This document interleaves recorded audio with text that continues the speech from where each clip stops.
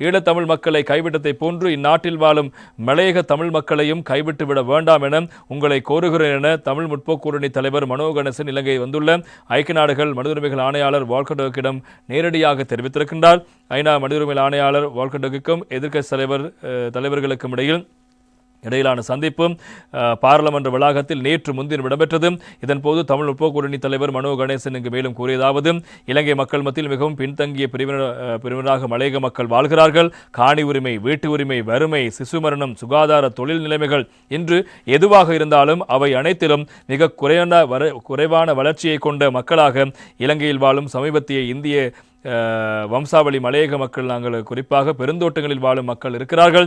எனவே சில வருடங்களுக்கு முன் இலங்கை வந்த ஐநா விசேட அறிக்கையாளர் டொமோயோ ஒபகோடா அவர்கள் தனது அறிக்கையில் பெருந்தோட்ட மக்கள் தொடர்பில் காத்திரமாக குறிப்பிட்டிருக்கிறார். அந்த அறிக்கையை அவர் உங்கள் ஐநா மனித உரிமைகள் ஆணையகத்தினுடைய 51வது அவைக்கு சமர்ப்பித்திருக்கிறார். அதை கவனத்தில் கொள்ளுமாறு உங்களை கோருகின்றோம்.